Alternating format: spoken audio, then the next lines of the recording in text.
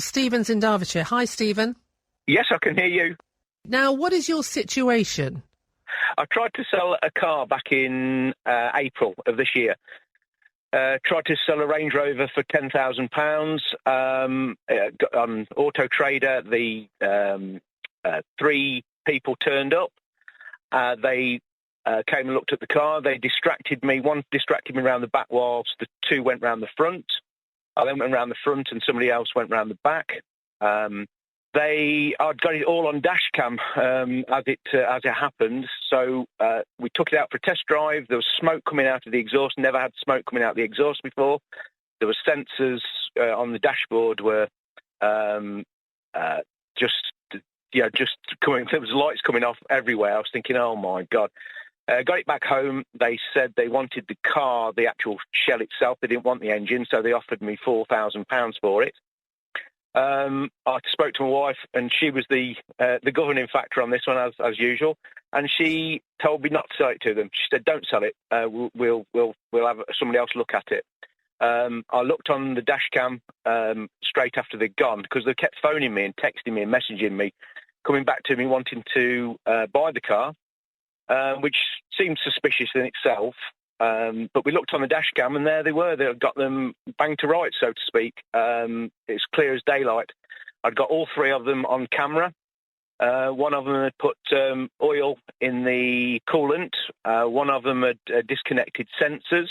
It was so slick. The outfit was so slick. It literally took them seconds to do the jobs that they'd done. And of course, I contacted the police straight away after they'd gone, and the police didn't want to know. I was telling them that you can come and collect them. I'd phone them up and tell them to come and pick the car up, and you can have them.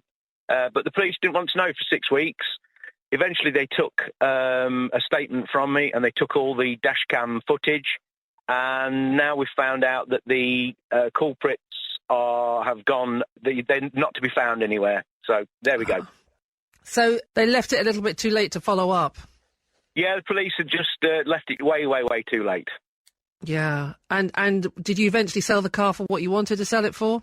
Yeah. I had to drain everything out. It's cost me probably £150 to get it all sorted. But take your wife's words; they're the wise words. Yes, well, I would say that's a good rule to live by, quite frankly, Stephen. Yeah, I was lucky. I was very, very lucky. It could have turned out very, very nasty, and they're obviously doing it to everybody. They're obviously doing it to everybody because that's how the police know about them. It is a police issue. I think in relation to the police response, it depends on what their local priorities are. And in a lot of police force areas, fraud isn't necessarily a priority.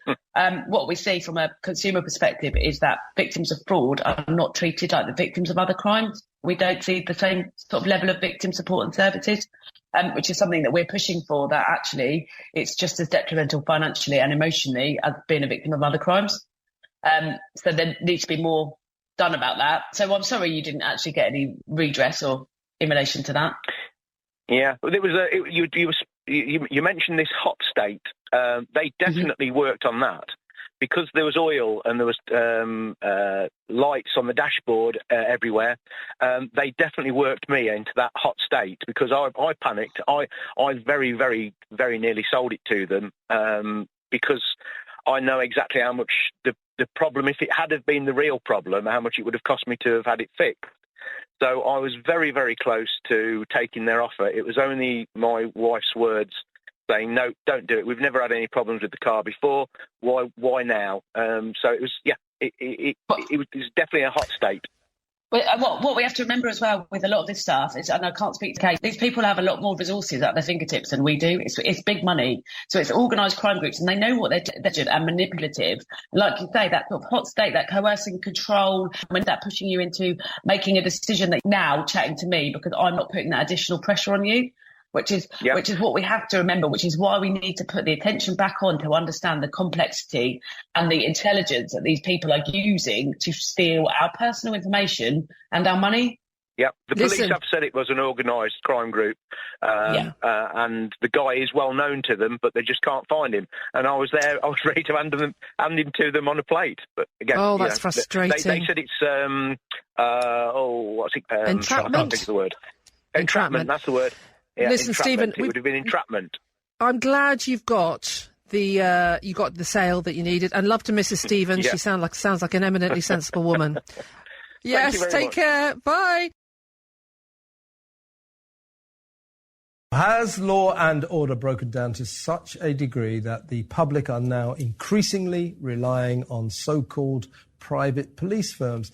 The Daily Telegraph reports that a suspected burglar was taken to court by a private security firm called TMI, founded by a former Scotland Yard chief inspector. This is amid growing concerns that police don't care about so-called low-level crime. I want to know what you think about this. Give me a call on 0344 499 1000 or send us a text, write talk in your message and send it to 87222. I'm delighted to be joined in the studio by former Met Police Detective Peter Bleksley. Thanks for coming in, Peter. What's your view on this? I mean, to sort of elaborate on what happened, a guy was caught nicking stuff in Marks and Spencer's. Marks and Spencer's had hired private guards, security guards. They took the case to the police. They had plenty of evidence, so they caught him red-handed. The police declined to prosecute, so the private police company said, damn it, we'll prosecute. So they took him to court and successfully prosecuted. What are the police playing at here? Well, their action do not match the words of their senior police, who have told us recently, of course, that they're going to investigate every crime. Well, that, quite frankly, was a promise that just can't be kept, because they claim they're too busy, they don't have enough officers. And there are time and time again repeated instances of people going to the police and getting no service whatsoever. This company, TMI, they also have a sister company called My Local Bobby. And I need to make it crystal clear, I have no connection with them whatsoever. I know the founder, David McKelvey, but I have former detective chief inspector. Okay. And he was a vocational cop, and he was a very good detective, very good. And he set up these companies, and basically they're doing the police's work in many, many places. They work in conjunction with what are called BIDs, BIDs, Business Improvement Districts, a lot of them.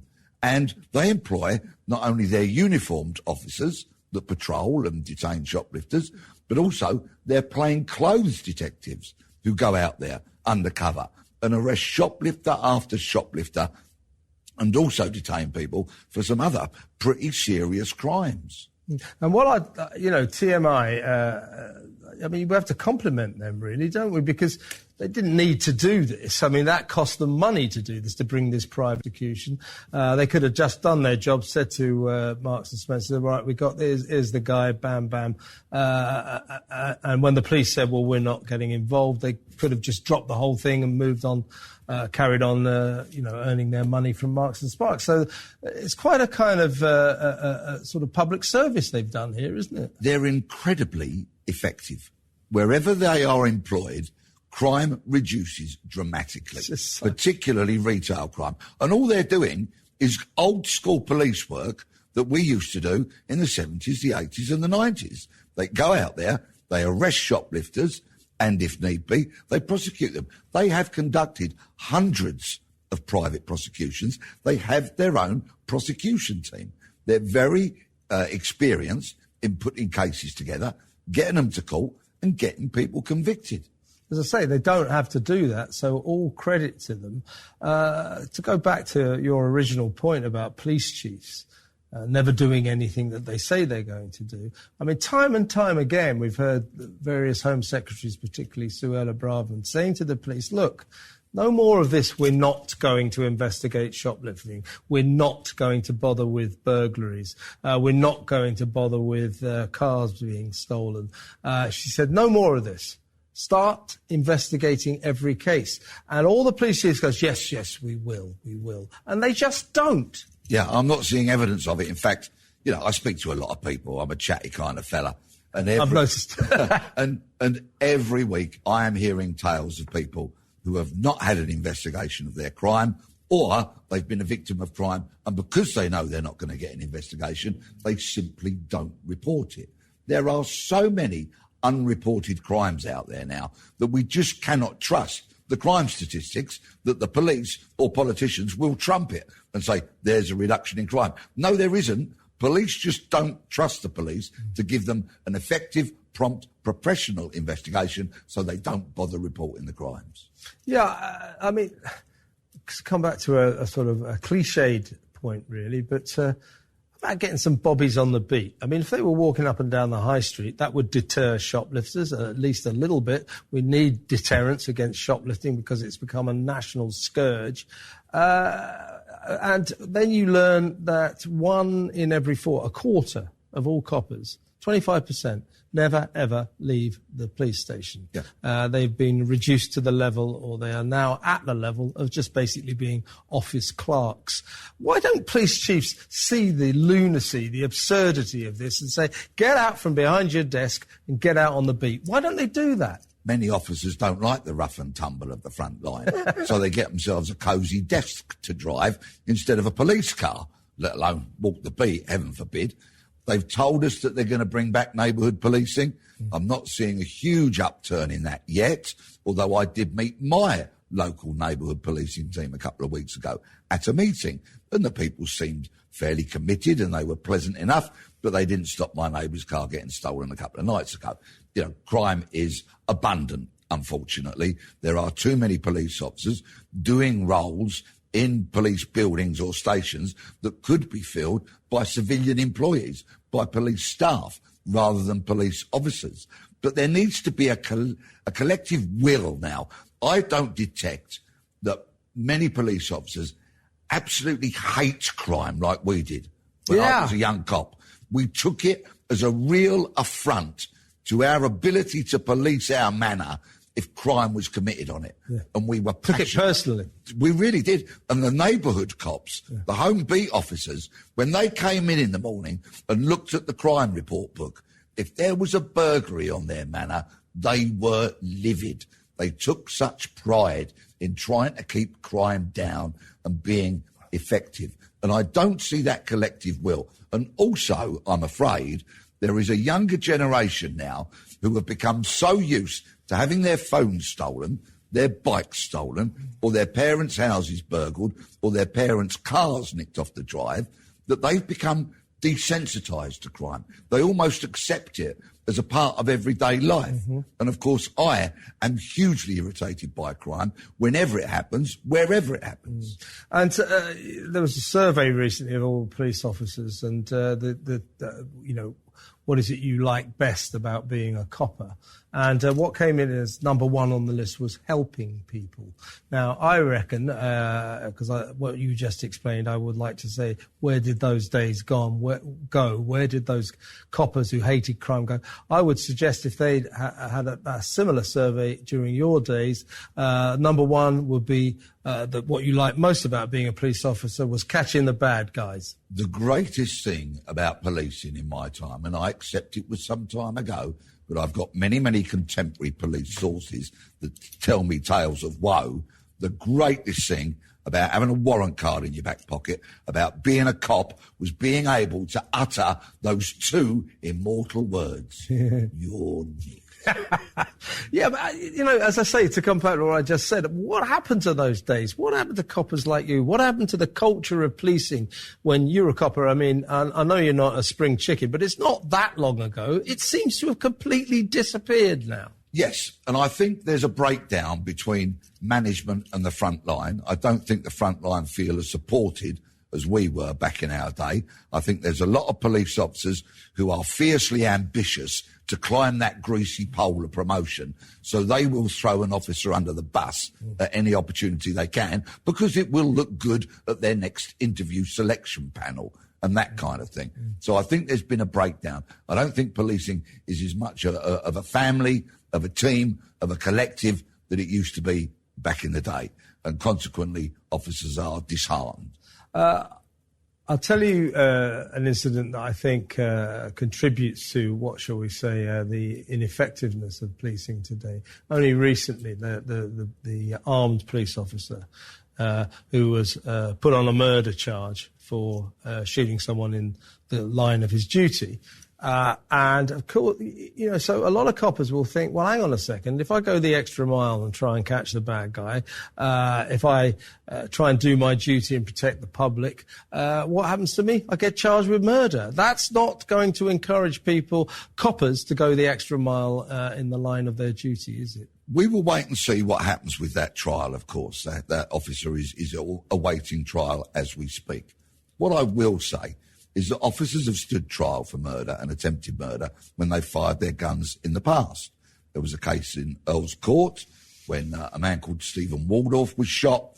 He survived. Officers were charged with attempted murder. They were acquitted. There was an officer called Dougie Lovelock who shot Cherry Gross dead. He was charged with murder. He was acquitted. Another officer in more recent times, Tony Long, was charged with shooting dead Azelle Rodney. He stood trial for murder. He was acquitted. Yeah, well, I just think that officers who unleash their weapons in the course of their duty should be protected from this. I mean, you're right. Often in these cases you get the right verdict, they're acquitted. But why should they have to go through this? I mean, what if you were an armed officer? And I was. Well, okay, so I'm talking to exactly the right guy, and you're in that split-second situation. A lot of officers say, well, if I pull this trigger, I'm going to end up in court. So I know what I'll do. I won't pull it. They won't have time to consider that. You have to make split-second decisions often. Literally in a blink of an eye, do you squeeze that trigger or don't you? Armed officers, like all police officers, need to be held to account, of course. I get that. But any such investigation into the firing of a gun by a cop needs to be prompt. They drag on forever a day. The Independent Office of Police Conduct will launch an investigation sometimes when there's very little kind of information to justify that. That's what the officers are also aggrieved about. The length of time these investigations take, they're very aggrieved about that, and the disruption it can have on an officer's life. Sometimes there is a case pending where an officer shot a man dead. There was no evidence to charge him, but years and years later, there is still the prospect of a discipline hearing. And it is now 7 or 8 years after that officer pulled the trigger. Those kind of things are manifestly unacceptable and need to be speeded up dramatically. Armed officers need some protection. Now, to prove that I can change my opinions on a sixpence, let's talk about this kid, a 14-year-old kid in Birmingham, which this seems kind of wrong to me. He's only a 14-year-old kid. Cops were called to his home where there was some sort of family dispute going on. They feared a violent attack, and they ended up tasering this little teenager. They should be a little bit more careful with a taser, shouldn't they, than sort of electrically shoving 50,000 volts through the body of a young teenager? I've watched a video of it. It was only about a minute long. What it doesn't do is tell the story of the events leading up to that officer discharging their taser. So that we haven't seen, that we don't know. The police officers were wearing body-worn videos, of course, so they will tell the story of the background towards that officer discharging the taser. I will wait to see what the events were before he pulled that trigger, before I leap to some kind of judgment over it. But there was a bit of a ridiculous debate that I took part in yesterday about should police officers taser children, a very broad kind of... I guess that's what I'm saying. ...title for it, yeah. But we have a tide of teenage blood flowing through the streets of our nation, particularly in London, where teenagers are killing teenagers. When you are in a situation where you might be confronted by a very violent young person, somebody armed with a weapon that could be fatal, you are not going to ask them to pull out their birth certificate to check their age before you discharge your taser. You don't have the luxury of that kind of time on your hands. So tasers are important. Over 110 police officers are assaulted every single day of the week. They need to be able to protect themselves. Yeah, and of course 14-year-olds can be very big. I don't know the details of this, so we haven't got that video, but it'll probably revolve around just how big this kid is. Interesting stuff, though, Peter. Thank you very much, Peter Bleksley there. Now, lots of you have been getting in touch. You can have your say on all the socials, at Talk TV and on the phones, 0344 499 1000. Let's hear now from a caller, David in Wakefield, who wants to talk about the police. So stick around, Peter. Hello, David. What would you like to say? All right, Kev. Hello, Peter. I'd like to ask you a couple of questions about actually what's happened with this police in the last few years. I'm not young anymore. I'm in my 60s, and I've been a motorcyclist. Our roads at the moment are absolutely lawless where we live, and I mean lawless. We've got cars driving around without number plates. We've got motorcycles with people with balaclavas on going in and robbing people, robbing shops. I don't know about having separate security to do your shops with shoplifting, the ones that we've seen on TV where there's gangs going in. Are these private security going to be armed? Are they going to be armed private security? Are we going to see one of them maybe get killed? You know what you've just said about weapons and the lawlessness in this country. What has happened, Peter, to our police that we used to respect? I used to get pulled up on my motorbike for no L plates. I used to get pulled up for carrying a passenger, and we used to get fined and taken to court. What's happened to it all? What's gone wrong? What do you think, Peter? Well, first of all, I must say, Dave, I'm in my 60s as well, and we are mere puppies, OK?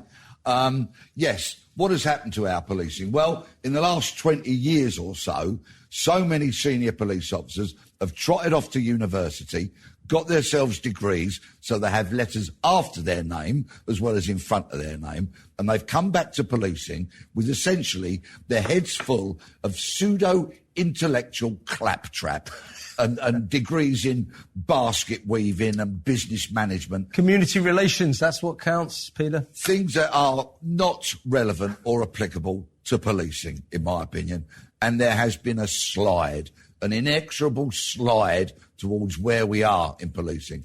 And I just found myself nodding along with everything that Dave said.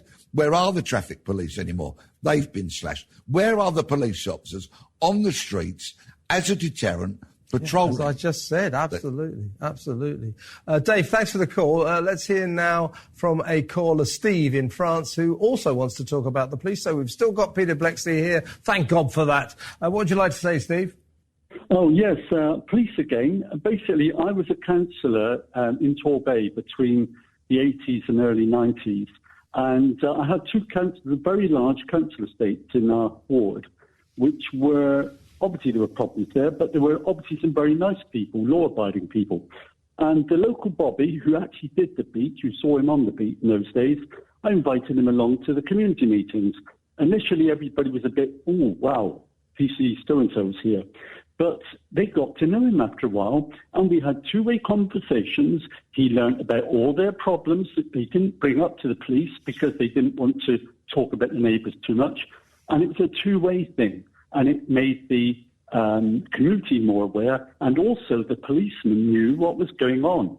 And we'd lost all that. Yeah, that's community relations. Coppers talking to people in a local community, being a part of that community, not dancing the bloody Macarena, right? Neighbourhood policing, brilliantly summed up in one call to Talk TV.